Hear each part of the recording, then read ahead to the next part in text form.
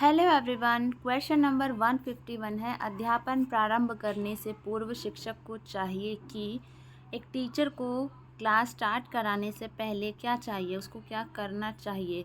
तो पहला है, अपने विद्यार्थियों के वर्तमान तथा भूत के विषय में जाने कि आपके जो बच्चे हैं, स्टूडेंट हैं, प्रेजेंट और पास्ट कैसा रहा है आपके बच्चे का। सेकेंड वन इज़, विद्यार्थियों के मस्तिष्क में काम कर रहे वातावरण के विचलनों से विज्ञ हो, उनको जानकारी हो कि अभी बच्चे के दिमाग में जो है किस तरीके की चीज़ें विचलन कर रही हैं। वह अपने विद्यार्थियों की जिज्ञासा को उजागर करने में, जो क्यूरियोसिटी है, उसमें सक्षम हो। तो तीनों ही ऑप्शन सही है, ऑप्शन डी आपका आंसर हो जाएगा। शिक्षण का पहला चरण है, देखो शिक्षण का पहला चरण होता है उद्देश्यों का निर्धारण। क्या होता है? उद्देश्यों का निर्धारण। तो किस तरीके के जो है हम उद्देश्य मतलब हमारे उद्देश्य क्या है। देखो, जब तक हमारे पास ऑब्जेक्टिव नहीं होगा, कोई गोल नहीं होगा, तब तक हम जो है कोई स्टेप कैसे लेंगे, है ना। तो इसमें है उद्देश्यों का निर्धारण, जो कि हमारे ऑप्शन में नहीं है, तो डी ऑप्शन सही हो जाएगा। देखो, पहले से योजना बनाना, योजना तब बनाओगे ना आपको पता होगी किस चीज़ की योजना बनाई जा रही है। जो पाठ्य योजना होती है, पाठ्य योजना बनाने से पहले भी हमारे पास कुछ ऑब्जेक्टिव्स होने चाहिए, ठीक है। तो उसके बाद है पाठ्य सामग्री को सुसंगठित करना, ठीक है। तो विद्यार्थियों की पृष्ठभूमि को जानना, एवरीथिंग इज़ ओके, ठीक है। तो उद्देश्य हमारे सबसे पहले आएंगे शिक्षण के पहले चरण में कि हमारा ऑब्जेक्टिव क्या है, हम शिक्षण क्यों करा रहे हैं। तो ऑप्शन में नहीं है। अगर यहाँ भी कोई और ऑप्शन होता और उद्देश्य नहीं है, तो इस सिचुएशन में हम लोग पहले से योजना बनाना ऑप्शन लगाते, बट अभी हमारे पास ऑप्शन है कि इनमें से कोई नहीं, तो डी ऑप्शन हो जाएगा। क्वेश्चन समझ ना आया हो तो एक बार इसको दोबारा सुन लेना बैक करके। 153 है, कल्पना कीजिए कि आप एक महत्वाकांक्षी अध्यापक हैं। आप कक्षा अध्यापन के विषय में अत्यंत ऊंचा आदर्श रखते हैं, किंतु आपकी जो मेहनत है वो कारगर नहीं होती। तो इसके पीछे क्या कारण हो सकता है। तो देखो, हम एक मतलब महत्वाकांक्षी अध्यापक है, तो ऐसी पॉसिबिलिटीज़ है कि जो हम जानते हैं वो शायद बच्चे की जानने की क्षमता से अधिक ऊंचा है। सेकंड चीज़ ये भी हो सकती है कि छात्रों के मध्य जो व्यक्तिगत भिन्नता है, क्योंकि हमारी क्लास में अगर 40 बच्चे हैं, 50 बच्चे हैं, अब सबके दिमाग के सबका दिमाग जो एक जैसा काम नहीं करता है भाई। कोई धीरे सीखता है, कोई जल्दी सीखता है, कोई इससे भी तेज़ सीखता है ना। तो ये चीज़ होती है। तो ऐसा हो सकता है कि जो बच्चों की जो व्यक्तिगत भिन्नता है वो इस चीज़ को इफ़ेक्ट कर रही हो। तो ए और बी दोनों ही सही होंगे इसमें। सीखने का समुचित तात्पर्य है, ये क्वेश्चन कई बार पूछा जाता है। तो बिहेवियरल चेंजेस, तो बी ऑप्शन इसका सही हो जाएगा। इसको तो आप रट भी सकते हो इस क्वेश्चन को। क्वेश्चन नंबर 155 है, कक्षा शिक्षण में श्रव्य दृश्य सामग्री के उपयोग का सबसे बड़ा लाभ क्या है। श्रव्य दृश्य सामग्री जो हमारे ये जो होते हैं विजुअल एड्स होते हैं जो हमारे, ठीक है, जो हमारा TLM होता है, टीचिंग लर्निंग एड्स होते हैं। तो उसमें उसका जो है सबसे बड़ा लाभ ये होता है कि सीखना सरल और रोचक हो जाता है। छात्रों को कम अध्ययन करना पड़ता है, ये ठीक है, बट इतना भी ठीक नहीं है। सीखने का सारा दायित्व छात्र पर चला जाता है, भाई अब तू ही है कर्तव्य धर्ता, तू ही पढ़, तो ये तो गलत हो जाएगा। ए ऑप्शन है, छात्रों को पुस्तकीय ज्ञान पर निर्भर नहीं रहना पड़ता, ये ऑप्शन भी ठीक है, बट इसका जो बेस्ट ऑप्शन है वो बी है। इसको भी आप रट सकते हैं क्योंकि ये क्वेश्चन भी कई बार पूछा जाता है। क्वेश्चन नंबर 156 है, शिक्षक को आशावादी क्यों होना चाहिए। अगर वो खुद आशावादी है तो तभी तो उसके बच्चे आशावादी बना सकेगा वो, ठीक है। तो निराशावादी है, खुद ही परेशान है, नहीं यार ऐसा हो गया तो क्या हो जाएगा, ये वो फलाना, खुद ही आज निराशावादी है, तो उसके बच्चे भी उसको देख देख के निराशावादी बन जाएंगे, ठीक है। तो टीचर को अगर वो आशावादी होना चाहिए तभी उसके बच्चे जो है आशावादी बनेंगे, तो छात्रों में अच्छी आदतें डाल सकेगा, दैट इज़ गुड। कक्षा को अनुशासन प्रिय बना सकेगा। आशावादी का अनुशासन से कोई लेना देना नहीं है। विनोद प्रिय ठीक है, बट बी ऑप्शन ज़्यादा अच्छा है। 157 है, शरारती छात्रों के साथ शिक्षक को कैसा व्यवहार करना चाहिए। भाई देखो, वैसे तो कूटने का मन करता है लेकिन कूटना अलाउड नहीं है, तो ऐसे में जो है हमें ऑप्शन चुनना है बी, ठीक है। कठोर तो हमें रहना नहीं है, तटस्थ हम रह नहीं सकते हैं, ठीक है, क्योंकि सैलरी ले रहे हैं तो तटस्थ होने का तो कोई मतलब ही नहीं बनता है। सहानुभूति दिखा दिखा कर क्या पता वो शरारती हो गया हो, है ना। तो विनम्र रहना है लेकिन दृढ़ रहना है भाई। अब इसको वो चीज़ बोल दी है तो करनी है तो करनी है। कोई शरारती बच्चों से निपटने का एक ही तरीका है भाई, उनको ना मतलब जो बहुत सारे काम होते हैं ना, ये लिया वो लिया, ये कर दे वो कर दे, भाई उसमें लगा दो उसको, उसकी शरारतें अपने आप ही कम हो जानी है। मैं तो यही करती हूँ। तो बी ऑप्शन इसका सही हो जाएगा। कक्षा शिक्षण की व्यवस्था निर्भर करती है प्रधानाचार्य की शैक्षिक योग्यता पर। देखो कक्षा की बात हो रही है, स्कूल की बात नहीं हो रही है। और शिक्षक की व्यावसायिक निपुणता पर, अन्य शिक्षकों के सहयोग पर, विद्यालय की साज सज्जा पर। देखो बी ऑप्शन इसका सही है। टीचर के ऊपर ही कक्षा शिक्षण का जो मेन जो होता है, क्या बोलते हैं, नींव है एक तरीके से टीचर जो है। तो बी ऑप्शन इसका सही हो जाएगा। चलो कहीं तो हमारी इज्जत है। ओके 159 है, यदि छात्रों का शैक्षिक रिपोर्ट अत्यधिक उत्तम है, वाह भाई वाह वाला है, तो शिक्षक को निम्नलिखित कार्य करने की आवश्यकता है। भाई मेरे बच्चे तो मतलब तगड़े वाले बिल्कुल आगे जा चुके हैं, तो क्या करना चाहिए मुझे ऐसे में? तो वह केवल छात्रों को अधिगम प्रणाली के खोजने में सहायता करे और उन्हें संदर्भ सूची प्रदान करे, छात्रों को प्रस्तुतिकरण में मदद करे, किंतु उन्हें उसकी तैयारी स्वतंत्र रूप से करने दे। उसके बाद है छात्रों को स्वयं तैयार करने के पर्याप्त अवसर दे तथा उन्हें स्वनिर्देशित होने दें। छात्रों की तैयारियां पाठ्य पुस्तक के मात्र तो नहीं, इसका निरीक्षण करें। भाई ऑप्शन तो ऑलमोस्ट सारे ही ठीक लग रहे हैं, बट हमें बेस्ट इसमें से चूज़ करना है। तो ऑप्शन जो है इसका सी हो जाएगा। ठीक है, देखो छात्रों का शैक्षिक रिकॉर्ड बहुत बढ़िया है, तो ये हो सकता है कि छात्रों को स्वयं तैयार करने के पर्याप्त अवसर दें और उन्हें स्वनिर्देशित होने दें, वो खुद से खुद को निर्देश करें। ठीक है, तो ये ऑप्शन इसका हो सकता है। बाकी बी भी ठीक ही लग रहा है। ठीक है, तो आई थिंक यही वाला सही है कि उन्हें पर्याप्त अवसर दिए जाने चाहिए, ताकि बच्चा खुद से भी तो कुछ करे ना भाई। अब जब शैक्षिक रिकॉर्ड बढ़िया है बच्चों का, तो आई थिंक सी ऑप्शन ठीक है और सी ही होना चाहिए इसका।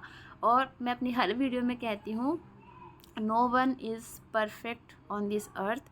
तो मैं भी परफेक्ट नहीं हूँ। किसी क्वेश्चन का आंसर अगर मैं गलत दे देती हूँ या मेरे द्वारा कोई गलत आंसर चला जाता है, तो कृपया करके आप लोग मुझे कमेंट करके बता सकते हैं। आप मुझसे सीखते हैं, मैं आपसे सीखती हूँ। टीचर का काम यही होता है, सीखने सिखाने का। तो अगर कुछ हो जाता है गलती, तो आप लोग मुझे कमेंट कर सकते हैं। डेफिनेटली मैं उस चीज़ को आगे आने वाली वीडियोस में ध्यान रखूँगी, प्लस मेरी भी लर्निंग होगी। तो most welcome for your comments. और वीडियो अच्छी लगी हो तो उसको लाइक भी कर दिया करो यार, और शेयर करना तो बिल्कुल मत भूला करो। और पहली बार आए हो तो सब्सक्राइब कर लेना। सॉरी बीच में डिस्टर्ब करने के लिए, बट करना पड़ता है कभी कभी। 160 नंबर क्वेश्चन है, यदि विद्यार्थी यह न समझे कि कक्षा में क्या पढ़ाया गया है, तो शिक्षक क्या अनुभव करेगा? मतलब हमारा बच्चे को हमने पढ़ा दिया और बच्चे को पता ही नहीं है, बस वही है ना, हमने पूरी रामायण का आदि बाद में पूछा राम कौन है ना, तो ऐसी वाली सिचुएशन है। तो टीचर को कैसा लगेगा? भारी उबा हुआ, उसे दूसरे तरीके से समझाना चाहिए। वह व्यर्थ समय में मतलब बच्चों को लिए व्यर्थ समय नष्ट कर रहा है। अगर बच्चों को समझ ही नहीं आ रहा है, तो विद्यार्थियों के लिए अफसोस, अरे यार उसको तो समझ ही नहीं आया है। देखो अफसोस जताने की ज़रूरत नहीं है भाई, सैलरी ले रहे हो, अफसोस जताने की सैलरी नहीं ले रहे हो। ठीक है, समय तो क्या ही नष्ट करोगे। ठीक है, ढंग से पढ़ा लेते तो शायद समय ना तुम्हारा नष्ट होता ना उसका नष्ट होता। ठीक है, अब भाई उसको समझ ही नहीं आया है, तो भाई उसको दूसरे तरीके से समझाओ। ठीक है, दूसरे तरीके से समझाओ। अब ये है हमारा आ से अनार, ये है बड़े आ से आम। अब कुछ बच्चे आ से अनार बड़े आ से आम समझा दो, समझ जाते हैं। अब कुछ को ये बोलना पड़ता है, बेटा जिसके पीछे डंडी लगी है ना वो आम है, आम बनाओ, आम के ऊपर डंडी बनाओ, ऐसे तो करके उसको समझाना पड़ता है। ठीक है, तो बहुत से तरीके होते हैं। ठीक है, अब जैसे छोटी सी इमली बड़ी सी इमली, मतलब मैं तो बहुत ही अलग तरीके से पढ़ाती हूँ, और मैं तो इलॉजिकल लॉजिक लगाती हूँ बच्चों के साथ। खैर कोई नहीं, उन्हें पढ़ना आना चाहिए, समझना आना चाहिए, बाद में बड़े हो जाएंगे फिर तो देख ही लेंगे। प्राइमरी में तो भाई ऐसे ही चलता है। ठीक है, तो ये चीज़ है, तो उसे दूसरे तरीके से समझाना चाहिए। 161 है, शिक्षक द्वारा दिए जाने वाले गृह कार्य, नॉट गृह कार्य, गृह कार्य की मात्रा एवं प्रकार का निर्धारण करना चाहिए छात्रों के मतों द्वारा। चलो भाई बच्चा पोलिंग करते हैं, कौन सा हमें बच्चों को गृह कार्य देना है। ठीक है, और कितना देना है, किस प्रकार का देना है, ये तो गलत हो जाएगा। ठीक है, विषय वस्तु की जटिलता द्वारा कि भाई विषय वस्तु कितनी टफ है। ठीक है, गृह कार्य से उत्पन्न होने वाले अधिगम द्वारा, कक्षा के कालांश द्वारा, भाई कितने टाइम का पीरियड था हमारा। तो सी ऑप्शन सही हो जाएगा कि बच्चा जो होमवर्क करेगा उससे उसको जो अधिगम मिलेगा, जो लर्निंग मिलेगी, वो कितनी मिलेगी, वो डिसाइड करेगी कि हमें कितना जो है होमवर्क देना है। तो 161 का सी ऑप्शन हो जाएगा। देखो यार, टीचिंग एप्टीट्यूड में ना सारा खेल दिमाग का है, दिमाग लगाओ। ठीक है, देखो चारों ऑप्शन में से कौन सा ऑप्शन बढ़िया जा रहा है, और बच्चे को कहीं गलत मत ठहरा देना भूल कर भी। तुम्हें पता है कि बच्चा गलत है कुछ जगह पे, फिर भी उसको गलत नहीं ठहराना है अगर नंबर लेने हैं तो। 162 है, शिक्षा के क्षेत्र में ली जाने वाली परीक्षा से हम जान सकते हैं कि विद्यार्थी कितना बुद्धिमान है। अध्यापक द्वारा पढ़ाया गया संबोध विद्यार्थी किस प्रकार प्रस्तुत करता है। विद्यार्थी पूर्व वर्ष में किए गए कार्य का कितना भाग याद कर सकता है। देखो जहाँ याद करने की बात आ जाए ना, उसको तो पहले ही काट देना। रेक्टाफिकेशन, रोट लर्निंग बिल्कुल गलत है, ठीक है, गलत ही ऑप्शन है, कहीं भी दिखे उसको काट दो बिल्कुल। विद्यार्थियों का शैक्षिक विकास को सही दिशा में हो रहा है अथवा नहीं। देखो ए और बी वाले जो ऑप्शन है वो डी वाला कवर कर रहा है। कभी भी ऐसे कन्फ्यूज हो जाना यार तीनों ही सही है चारों ही सही है, ऐसा देखो कि एक ऑप्शन में बाकी के ऑप्शन समाहित हो तो आपको आंसर सही मिल जाएगा। डी ऑप्शन सही है, विद्यार्थी का शैक्षिक विकास सही दिशा में हो रहा है या नहीं, ठीक है, तो वो हमें पता चलेगा उसकी जो हम परीक्षा लेते हैं। तो डी ऑप्शन इसका सही हो जाएगा। 163 है, जो अध्यापक कक्षा अध्यापन में उत्साही होते हैं उनमें प्राय विषयों की प्रवीणता का अभाव होता है। जो उनके उत्साह के नीचे छुपा रहता है, वे छात्रों का ध्यान खींचने के लिए केवल नाटकीय रूप देते हैं, ठीक है, तो ये तो गलत है।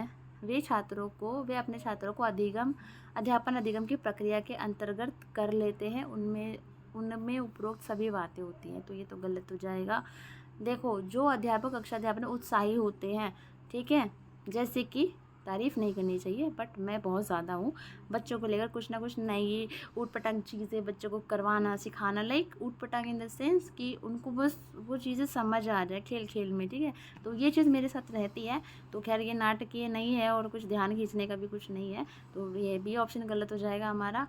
और उनमें प्राय विषयों की प्रवीणता का अभाव होता है, लाइक मेरे को कोई नॉलेज नहीं है किसी मतलब मान लो मैं हिंदी में मैंने एक वो पढ़ाए थे बच्चों को, लिंग पढ़ाया था जो हमारा ग्रामर का एक चैप्टर है, सॉरी एक सब मतलब अरे यार टॉपिक है, ठीक है, तो उसमें मैंने वो फ्लैश कार्ड्स बनाए थे लिख के, ठीक है, और फिर मैंने उनको जैसे नाना नानी, ठीक है, पापा मम्मी इस तरीके से, और उनको मैंने कट करा और उनको मैंने उड़ाया था, बच्चों ने उसको लूटा था, काफ़ी लोगों ने अपने में से वीडियो देखी भी होगी वो, और फिर मैंने बच्चों को 5 मिनट का टाइम दिया था कि अपना अपना पार्टनर आपको ढूंढना है, ठीक है, तो अब इसका मतलब ये थोड़ी होगा कि मेरे को कुछ नॉलेज ही नहीं है उस चीज़ की, इसलिए मैं ये उत्साह के पीछे छुपा रही हूँ कि मेरे को तो कुछ आता नहीं, इसलिए मैं खेल खिला रही हूँ, ठीक है, तो इस तरीके से जो है चीज़ें थोड़ा सा दिमाग लगाना पड़ेगा ऐसे क्वेश्चंस के लिए। तो देखो यार ऊपर के दोनों तो कट जाते हैं, अब बचा सी वाला, वे अपने छात्रों को अध्यापन अधिगम की प्रक्रिया के अंतर्गत कर लेते हैं। मैं बच्चे को अपने जो मैं उनको सिखा रही हूँ उसके अंडर में बच्चों को अपने लेकर आ रही हूँ, तो इसका सी ऑप्शन हो जाएगा, ठीक है, थोड़ा सा दिमाग लगा के करना, ये आंसर ईजी है इसका फाइंड आउट करने में, समझ आ गया होगा। और भाई किसी किसी को समस्या हो सकती है, मैं अपने एग्जांपल देती हूँ, भाई मेरे को कहीं मिलता नहीं है किसी का एग्जांपल, तो मैं अपने एग्जांपल उठा के दे देती हूँ, ठीक है। ओके 164 है, प्राथमिक स्तर के बच्चों को क्या पढ़ना सिखाना हो तो उसका कठिनाई स्तर। देखो प्राथमिक स्तर के जो बच्चे हैं ना उनको पढ़ना सिखाना हो आपका, तो उसका कठिनाई स्तर विशिष्ट से सामान्य क्रम में हो, सरल से कठिन क्रम में हो, कठिन से सरल क्रम में हो, अमूर्त से मूर्त क्रम में हो। देखो बच्चों को पढ़ना सिखाते हैं जब, तो ये होना चाहिए हमारा अमूर्त तो नहीं होगा ये, क्योंकि अभी बच्चे ने अभी अमूर्त चीज़ें आप बातें करो, एक्स वाई माना कि एक्स, तो बच्चे को तो पता ही नहीं है भाई एक्स क्या है, ठीक है, तो उसको पढ़ना कैसे सिखा दोगे। कठिन से सरल क्रम की ओर, चल भाई तू पहले आ से अनार बाद में सीख लो, पहले बिना अक्षर वाले बिना मात्रा वाले शब्द लिखना शुरू कर, तो ये भी गलत हो जाएगा। सरल से कठिन के क्रम में हो, ठीक है, तो ये हो जाएगा आपका सी वाला ऑप्शन हो जाएगा, जैसे पहले अ सिखाया फिर वो शब्द निर्माण, इस तरीके से उसको फिर, ठीक है, छोटे छोटे चीज़ें पढ़ना उसको सिखाया, पढ़ना सिखाना हो तो। विशिष्ट से सामान्य की ओर क्रम में, तो ये तो नहीं होगा कि आप पहले स्पेसिफिक सिखा रहे हैं, ठीक है, पहले सरल से कठिन की ओर जो है जाएगा। 165 है, सीखने सिखाने के दौरान किए गए आकलन से शिक्षक को, जब आप पढ़ा रहे हैं उस टाइम हम कुछ टेस्ट लेते हैं बच्चे का, है ना, ओरल ले लो रिटर्न ले लो, ऐसे में शिक्षक को किसी विषय में बच्चे की केवल क्षमताओं की पहचान करने में सहायता मिलती है, क्षमताओं और सीखने की कमी की पहचान करने में सहायता मिलती है, सीखने में कमी की पहचान करने में सहायता मिलती है। पाठ देखो याद करने वाला है उसको काट देना, बार बार बोल रही हूँ, पढ़ना ही मत उस पूरे ऑप्शन को। देखो यहाँ पर है सीखने में कमी की पहचान करने में। देखो खाली कमियां ही देख रहे हो क्या बच्चे ने, मतलब क्या कमी रह गई भी उसमें, है ना। तो सिर्फ कमी पे फोकस नहीं करना है, क्षमताओं और सीखने में कमी की पहचान, ठीक है। सिर्फ सीखने में नहीं आएगा, मतलब क्षमताओं और सीखने में जो उसकी क्षमता है, जो मतलब जो एबिलिटी है उसमें, मतलब सीखने में जो कमी की पहचान है उसमें जो क्या कमी रह गई है उसके ऊपर फोकस करना है, उससे सहायता मिलती है। किसी विषय में बच्चों केवल क्षमताओं की, देखो यहाँ पर क्षमता और सीखना है तो बी वाला ऑप्शन सही हो जाएगा, ठीक है। और ये वाला ठीक है, केवल केवल और हमेशा समय टीचिंग एप्टीट्यूड में जहाँ केवल दिख जाए ना भाई उसको भी काट देना, ठीक है। बी ऑप्शन सही हो जाएगा। 166 है, व्यापक आकलन का अर्थ है। देखो व्यापक आकलन जो हमारा होता है वो होता है समेटिव असेसमेंट। बच्चों के सर्वांगीण प्रगति के बारे में जानकारी, बच्चे की समेकित प्रगति के बारे में जानकारी, बच्चों की मौखिक अभिव्यक्ति के बारे में जानकारी, बच्चे की लिखित अभिव्यक्ति की जानकारी। व्यापक आकलन जो होता है सर्वांगीण, व्यापक ओवरऑल, तो वो सर्वांगीण प्रगति की जानकारी देता है। 166 का ऑप्शन नंबर जो है ए सही हो जाएगा। 167 है, बाल केंद्रित शिक्षा का अर्थ है बच्चों को खेल विधि द्वारा पढ़ाया जाए, बच्चों के अनुभवों, उनके स्वरों और उनकी सक्रिय भागीदारी को प्राथमिकता देना, बच्चों को आकर्षक पुस्तकों से पढ़ाया जाए, बच्चों को स्नेह और मृदु भाषा में पढ़ाया। देखो बाल केंद्रित, देखो पहले क्या होता था कि टीचर सेंटर्ड जो एजुकेशन थी, टीचर बोलता रहता था और बच्चे सुनते रहते थे, टीचर लिखवाते रहता था और बच्चे लिखवाते रहते हैं। और भाई मैं वही बच्ची हूँ, ठीक है जो टीचर सेंटर्ड एजुकेशन थी, टीचर बोलता था हम सुनते थे, टीचर लिखवाता था हम लिखते थे, ये चीज़ है। लेकिन अभी टाइम चेंज हो रहा है, अभी बच्चे को सेंटर में रखा जाता है, भाई बच्चा बच्चा बच्चा, ठीक है। तो बच्चों के अनुभवों, उसके एक्सपीरियंस क्या है, उसके स्वर, उसकी सक्रिय भागीदारी, सहभागिता, ठीक है, वो पार्टिसिपेशन दे रहा है कि नहीं दे रहा है, हमें तो कोई मतलब नहीं। टीचर बोल बाल के चली जाती थी, हम भी सुन सुना के रह जाते थे, क्वेश्चन पूछने की हिम्मत नहीं होती थी वरना चाटा आता था मुँह पे, ठीक है। तो बी ऑप्शन इसका सही हो जाएगा। तो बाल केंद्रित मतलब बच्चे को केंद्र में रखना, भाई बच्चा तू महान है, बच्चा तू भगवान है, ठीक है। वो बात अलग है, अभी कुछ कुछ मन में बोल रहे होंगे तू शैतान भी है। ओके 168 है, बच्चों में पारस्परिक तुलना कभी नहीं करनी चाहिए क्योंकि पारस्परिक तुलना करने से बच्चे में हीन भावना जागृत होती है, द्वेष भावना की जागृत होती है, आत्मविश्वास में वृद्धि होती है। वाह भाई वाह, हमारी तुलना हो रही है, चलो आत्मविश्वास बढ़ रहा है हमारा। देखो यार बच्चों की आप तुलना करोगे ना, ऑब्वियस सी बात है, तुलना कर रहे हो तो एक को तो नीचे दिखाओगे ही दिखाओगे, दूसरे को ऊंचा उठा दोगे, तो भाई तू भी अच्छा है, तू भी अच्छा है, तो तुलना कहाँ से हो गई है ना। तो तेरे को ये नहीं आता देख, उसको ये भी आता देख, तेरे को इतना नहीं आया, तो ये चीज़ें होती हैं। तो ऐसे में क्या होगा, हीन भावना की जागृत होती है। तो ए तो हमारा सही हो जाएगा। ए देख सॉरी 1 हमारा किस किस में है, तो 1 इसमें है, 2 इसमें नहीं है, तो ये वाला काट दो, ठीक है। 1 हो द्वेष भावना की, कहीं ना कहीं बच्चों को ना भाई मैं तो इससे बदला लूँगा, इसने इसकी वजह से मेरे को ऐसा सुनना पड़ा, है ना। तो सेकेंड ऑप्शन भी सही हो जाएगा। तो जहाँ पे सेकंड है तो सेकंड देख लो। आत्मविश्वास में वृद्धि होगी, भाई कहाँ से, एक में हो जाएगी एक में नहीं होगी, तो एक तरीके से ये जो है नेगेटिव उसमें जा रहा है। तो हमारा ए ऑप्शन सही हो जाएगा 1 और 2। एक सृजनात्मक बच्चे की विशेषताएं हैं। जो क्रिएटिव बच्चा होता है उसकी क्या क्या विशेषताएं होती है। देखो जो क्रिएटिव बच्चा होता है विचार और कार्य में मौलिकता होती है, भाई उसके खुद के विचार होते हैं, खुद का कार्य होता है, वो उसी को प्रेजेंट करता है। ए तो 1 तो सही हो जाएगा। अब 1 देख लो कहाँ कहाँ पे, अब आगे कट कर दो, 1 वाला नहीं है तो कट कर दो इसको। समस्याओं के प्रति उच्च स्तर की संवेदना होती है उसमें, और सोचने विचारने का नवाचारी तरीका। देखो अभी थर्ड वाला ऑप्शन सही है, अभी थर्ड वाला देखो पहले कहाँ कहाँ पे है, बाकी ये काट दो, इसको काट दो, अभी ये इसमें है। समस्याओं के प्रति उच्च स्तर की उसके अंदर संवेदना होती है। ये ऑप्शन भी जो है मुझे मतलब नहीं ठीक लग रहा, मतलब उच्च स्तर की संवेदना होती है, मतलब संवेदनशील होता है समस्याओं को लेके, दैट इज़ गुड हो सकता है बट हो ही तो ये पॉसिबल नहीं है जहाँ तक मुझे लगता है। तो इसका 1 और 3 ऑप्शन सी आपका आंसर हो जाएगा। कक्षा में बच्चों की धारण दर बनाए रखने के लिए ज़रूरी है, धारण दर बनाए रखने के लिए ज़रूरी है। शिक्षक बच्चों को कक्षा में रोज़ आने के लिए कहे। देखो जो बच्चे को हमें स्कूल में जो बुलाना है धारण दर बनाए रखने के लिए, लाइक वो स्कूल में प्रेजेंट रहे, ठीक है, प्रेजेंट रेशियो, इस तरीके से क्वेश्चन है आपका। कक्षा में उपस्थित न होने वाले अभ्यर्थी को दंड दिया जाए। भाई दंड तो बिल्कुल भी दे ही नहीं सकते, वरना तुम्हारी नौकरी गई, कहाँ गई, पता नहीं कहाँ गई। ठीक है। कक्षा में नियमित रूप से एवं बच्चों की रुचि के अनुसार शिक्षण कराना। अगर आप बच्चों को चाहते हैं वो स्कूल आए तो उनको डेली पढ़ाए। ऐसा नहीं है भाई आज पढ़ा दे, कल पढ़ाने का मन नहीं है, परसों पढ़ाएंगे, तो ये नहीं करना है। और उनके रुचि के अनुसार पढ़ाना है भाई, ठीक है। जो बच्चे कक्षा में नियमित उपस्थित हो उन्हें ही अभिप्रेरित करे। भाई तू डेली आती है, तू ही सब कुछ है, बाकी तो पागल है, ठीक है। तो ये तो गलत है भाई, तो आपका डी ऑप्शन गलत हो जाएगा। और बच्चों को बोलोगे रोज़ आ, भाई उसको पता है रोज़ आना है, माँ बाप भी बोलते हैं उसके रोज़ जा, आता है क्या, नहीं ना। फिर बोलने से कुछ नहीं होता आज के टाइम में, हम कौन सा बोल बोल के सीख गए, ठीक है। और दंड आप दे नहीं सकते, तो सी ऑप्शन सही हो जाएगा कि बच्चों को नियमित रूप से आप पढ़ाएं और उनकी रुचि के अनुसार उनको पढ़ाएं, तो सी ऑप्शन हो जाएगा। बाकी मेरा जो तरीका ये है, मैं मेरी क्लास में जो बच्चे पूरे मंथ प्रेजेंट रहते हैं, मैं उनको end of the month and जो लास्ट डे होता है, मैं उनको बच्चों को प्राइज़ देती हूँ, एक सर्टिफिकेट देती हूँ, और क्या, और उनकी जो फ़ोटो है वो बड़ी बड़ी सी पेस्ट करती हूँ क्लास में, उसका नाम लिखती हूँ, ठीक है। तो ये भी एक तरीका है मतलब मोटिवेट करने का, बच्चों को आप मोटिवेट भी कर सकते हैं।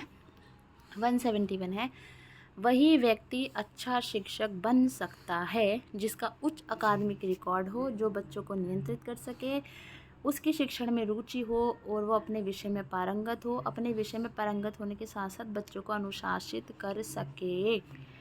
तो देखो, अकादमिक रिकॉर्ड अच्छा होने से कोई अच्छा टीचर नहीं बन सकता, ठीक है।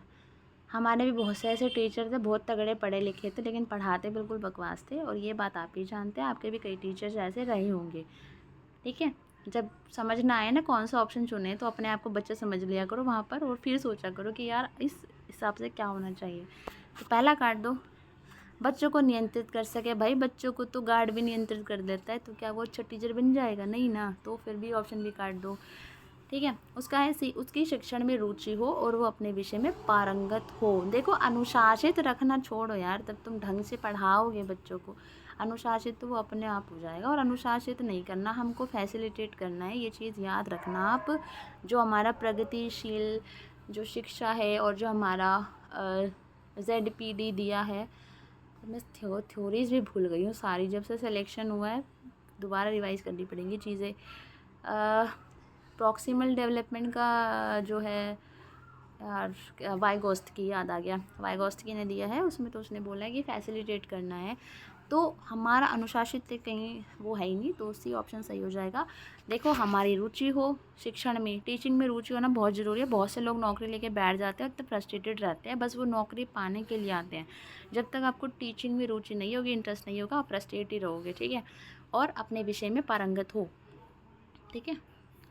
उसके बाद है, और यार देखो मैं पर्सनली एडवाइस देना चाहूँगी कि काम वो चुनो जिससे आप प्यार करते हो, क्योंकि ना फिर पैसा कमाने के लिए तो बंदा कुछ भी कर लेता है, कोई भी काम कर लेता है, लेकिन परेशान रहोगे पूरे लाइफ टाइम। क्योंकि मैंने खुद कॉल सेंटर में जॉब करके देखी है, इतने ऑफिसेज़ वगैरह में जॉब की है, उस टाइम लगता था यार क्या है ये लाइफ है, मैं इसके लिए हूँ, तो मतलब तब काफ़ी सारी चीज़ें हैं मुझे रियलाइज़ हुई उस टाइम पे।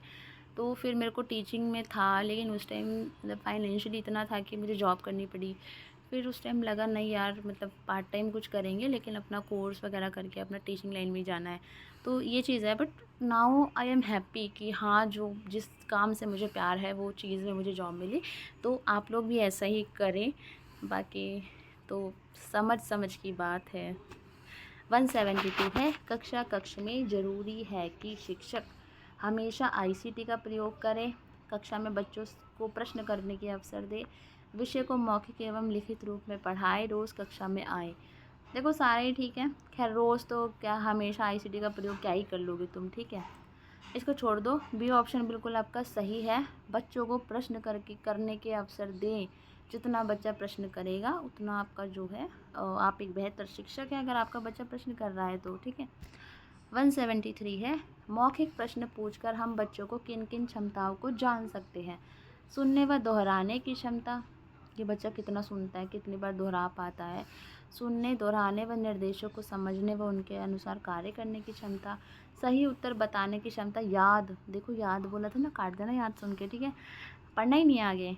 सही उत्तर बताने, सुनने और बोलने की क्षमता। देखो सही उत्तर भी काट दो, क्योंकि कुछ चीज़ें तो बच्चा मॉडिफाई करता ही है, लेकिन ये जो हम खुद ऐसे पढ़ पढ़ के आए हैं, भाई वही उत्तर लिख जो हमने लिखवाया है, तभी नंबर मिलेंगे। तो सही उत्तर बताना हट जाओ, ठीक है। बच्चा कुछ भी बोल सकता है, बट इट डज़ंट मीन कि उसकी हम क्षमता पे जो है शक करें।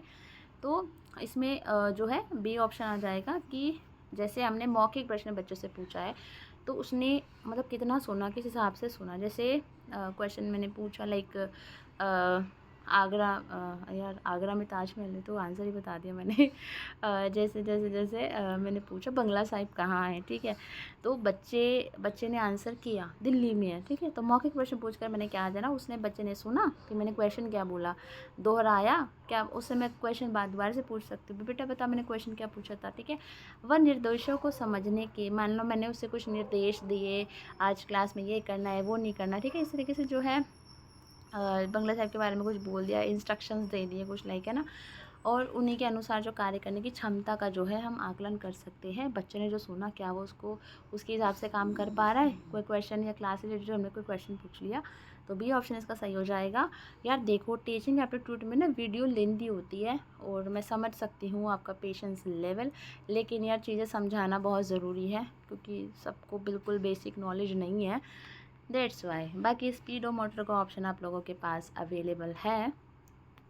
यदि आपको पता चलता है कि आपकी कक्षा में कोई बच्चा अल्पदृष्टि बाधित है, तो निम्नलिखित में से कौन सा तरीका सबसे अच्छा है। उसको श्याम पट के नज़दीक बिठाएंगे, उसको प्रतिभावान बच्चों के बीच बिठाएंगे, जहाँ वे रोज़ बैठता है वहीं बैठने देंगे, ठीक है। अब उसको देखो यार वो पीछे बैठता है, तो अगर उसको पीछे बैठने दोगे, अगर उसको यार दिखाई कम दे रहा है, उसको श्याम पट के नज़दीक बिठाएंगे और श्याम पट में बड़े बड़े अक्षरों का प्रयोग करोगे, तो डी ऑप्शन हो जाएगा। मेरी क्लास में भी कुछ बच्चे हैं जो विजुअली थोड़ा सा है दिक्कत, तो मैं उनको आगे बिठाती हूँ, और मैं जो काम है थोड़ा सा वर्ड्स हैं वो बड़े बड़े लिखती हूँ, बच्चे को प्रॉब्लम ना हो, ठीक है। 175 है, बच्चों के विकास में विभिन्न पहलुओं की समझ एक शिक्षक के लिए आवश्यक है, क्योंकि बच्चों के विकास के विभिन्न पहलुओं की समझ जो हमने देखो यार ग्रोथ एंड डेवलपमेंट जो आप लोगों में से काफ़ी लोगों ने पढ़ा भी होगा, ग्रोथ एंड डेवलपमेंट का कॉन्सेप्ट, तो हमें बच्चे के डेवलपमेंट के विभिन्न जो कॉन्सेप्ट में जो विभिन्न पहलुओं की समझ होनी चाहिए एक टीचर को, क्योंकि शिक्षक को बच्चों की व्यक्तिगत भिन्नता के अनुरूप कक्षा शिक्षण करने में सहायता मिलती है। बिल्कुल डेफिनेटली ये चीज़ है। देखो किसी बच्चे का विकास कम हुआ है, किसी का ज़्यादा, अगर मेरी क्लास में मुझे पता है कि ये बच्चा इस तरीके से सीखता है, ये बच्चा इस तरीके से, तो मैं जो है वाह मम्मी को खांसी हो गई है रात को, ये मेरी वीडियो मैं क्या ही बताऊँ, कभी गली में शोर, कहीं मम्मी को खांसी, ओके शांत हो गई अभी, ठीक है। तो कक्षा शिक्षण में सहायता मिलेगी, बच्चों को समझने में सहायता मिलेगी, तो ए और बी आपके दोनों ऑप्शन हो जाएंगे। अभी आपके 25 क्वेश्चंस रहते हैं, तो प्लीज़ आप लोग संयम बनाए रखें। निम्नलिखित में से एक स्व अभिप्रेरित बच्चे के लक्षण हैं। जो सेल्फ मोटिवेटेड होता है, वो हर कार्य को करने में उत्साहित होता है, कार्य करते समय उच्च श्रेणी की ऊर्जा प्रदर्शित करता है, बिल्कुल डांट के भय से कार्य करता है। भाई मैं तो पिट जाऊंगा अगर मैंने ये काम नहीं किया, तो भैया डांट के भय से नहीं करता। सेल्फ मोटिवेट वाले बच्चे ऐसे नहीं होते हैं। तो 1 और 2 आपका ऑप्शन सही हो जाएगा, तो ऑप्शन आपका हो जाएगा बी वाला सही। आकलन क्या क्या उद्देश्य होना चाहिए, आकलन का क्या उद्देश्य होना चाहिए, विद्यार्थियों को नई कक्षा में प्रवेश देना। हम बच्चों का जो असेसमेंट कर रहे हैं भाई इसलिए कि बच्चा अगर नई क्लास में चला जाए, बच्चों के उपलब्धि स्तर को जानना, बच्चे ने कितना सीखा, कितना रह गया, सीखने के दौरान कमियों की पहचान व निराकरण करना, कि सीखने के दौरान बच्चों की क्या कमियां रही उनकी पहचान करना, और फिर उनको सुधार करना, उसमें इम्प्रूवमेंट करना, अलग अलग टेक्निक्स को यूज़ करना। बच्चों ने कितना प्रतिशत प्रश्न पत्र सही किया यह देख रहा, भाई कितने क्वेश्चन सही किए, तो सी ऑप्शन सही हो जाएगा इसका। समान शैक्षिक अवसर इस कथन से तात्पर्य है, समान शैक्षिक अवसर इस कथन से तात्पर्य है, क्या तात्पर्य है भाई, सभी को समान शैक्षिक अवसर मिले, सभी लोगों को एक जैसी शिक्षा देना, सभी को समान अवसर प्रदान करना जिससे वे अपनी योग्यता के अनुरूप शिक्षा प्राप्त कर सके, सभी को शिक्षा प्राप्त करने के लिए योजनाएं बताना। देखो ये वाला एजुकेशन प्लान चल रहा है, आप ना ले लो, ठीक है, तो ये योजना चल रही है, आप इस तरीके से एजुकेशन ले सकते हैं। तो देखो यार समान शैक्षिक अवसर का जो है सभी को इक्वली जो है समान अवसर मिलने चाहिए, ठीक है, एजुकेशन प्राप्त करने के। किसी के साथ भेदभाव नहीं होना चाहिए, बेसिकली ये होता है इसका मीनिंग। तो इसका जो ऑप्शन है वो हो जाएगा डी वाला, केवल 2। ओके, 179 है, निम्नलिखित में से कौन सा कथन शिक्षण के संदर्भ में सत्य है? उत्तम शिक्षण वह है जिसमें शिक्षक और शिक्षार्थी दोनों क्रियाशील रहते हैं। देखो यार, इसमें ए ऑप्शन सही है। मुझे आगे पढ़ने में सच में बहुत आलस आ रहा है यार, अब 12 बज गए हैं। चलो कोई नहीं, पढ़ लेते हैं। देखो क्रियाशील रहते हैं तो ये ऑप्शन सही है, फिर भी पढ़ लेते हैं बाकी के। शिक्षण का अर्थ है विद्यार्थियों को देखते भाई जानकारी कहीं से भी ले लेगा वो, ठीक है, तो गलत हो जाएगा। शिक्षण का अर्थ है श्रव्य दृश्य सामग्री का प्रयोग, भाई और कुछ भी करवाना है कि दृश्य सामग्री का ही प्रयोग करवाते रहोगे। शिक्षण वह प्रक्रिया है जिसमें विद्यार्थी शिक्षक के विचारों से प्रभावित होते हैं। क्या विद्यार्थी के खुद के कोई विचार नहीं है? क्या वो शिक्षक के विचारों से प्रभावित होएगा? गलत हो जाएगा। ए ऑप्शन का सही है। उत्तम शिक्षण वही होता है जिसमें जो बच्चा है और जो टीचर है वो दोनों क्रियाशील होते हैं, ठीक है। 180 है, विद्यार्थियों में नैतिक गुणों का विकास तब हो सकता है जब शिक्षक नैतिक गुणों से संबंधित कहानियाँ सुनाए, स्वयं नैतिक गुणों का अनुकरण करे व विद्यार्थी को यार कभी भी ना बच्चों के अंदर कोई आपको चीज़ डेवलप करनी है ना, तो यार सीधा है, आप खुद के अंदर वो चीज़ ले आओ। खुद झूठ बोल रहे हो, बच्चों को सिखा रहे हो झूठ मत बोलो। खुद चोरी कर रहे हो, बच्चों को सिखा रहे हो चोरी मत करो। तो बी ऑप्शन सही हो जाएगा। बाकी मेरे को लगता है यार क्या ही आप पढ़ोगे, ऑप्शन पढ़ लेते फिर भी। आध्यात्मिक विषय पर शिक्षक बच्चों से भाई बातचीत करने से कुछ नहीं होता भाई। दीवारों पे 70 तरीके की अच्छी बातें लिखी रहती हैं, हमने कितनी अपना ली, ठीक है। तो आज भी हम जिन टीचर्स को फॉलो करते हैं उनके अंदर कोई ना कोई बात रही होगी जिन्हें हम आज भी फॉलो करते हैं, ठीक है। तो ये खुद से भी लगा के देख लो यार, मतलब आप लोगों में से जो मैरिड होंगे तो आप लोग देख लो, आपका ही बच्चे अनुकरण करते हैं, जो आप करते हो वो बच्चे आपके करते होंगे, ठीक है। ये चीज़ है। और क्लासरूम में भी खैर मैं तो अभी अनमैरिड है हम लोग, तो हम जैसे लोग तो अभी तो अब क्लास के बच्चे ही अपने बच्चे हैं, तो वही है जो मेरे अंदर वो जो चीज़ें हैं वो बच्चे कहीं ना कहीं अडॉप्ट करते हैं, उस चीज़ को वो फॉलो करते हैं, ठीक है। तो हमें खुद को वो करना है ताकि बच्चों के अंदर वो चीज़ें आएँ। अब आया है आपका 181 क्वेश्चन। और यार मैं ना अभी 32 मिनट की वीडियो हो गई है, बहुत ज़्यादा लंबी हो रही है, ठीक है। ये बाकी के जो अभी 20 क्वेश्चन बच्चे हम लोग नेक्स्ट वीडियो में करेंगे। Thank you so much, good night. कोई कमेंट हो तो कोई डाउट हो तो कमेंट कर देना यार। लाइक शेयर सब्सक्राइब करना बिल्कुल भी मत भूलना। वीडियो अच्छी लगी हो तो वो भी बता दे करो यार, कमेंट करके अच्छी लगी कि नहीं लगी। खैर बुरी बताने वाले भी लोग आते हैं, और उससे खैर मुझे कोई फ़र्क नहीं पड़ता है, बट किसी की मेहनत को अप्रिशिएट करने में भी कुछ नहीं जाता है। So thank you so much, best of luck for your exam. Thank you.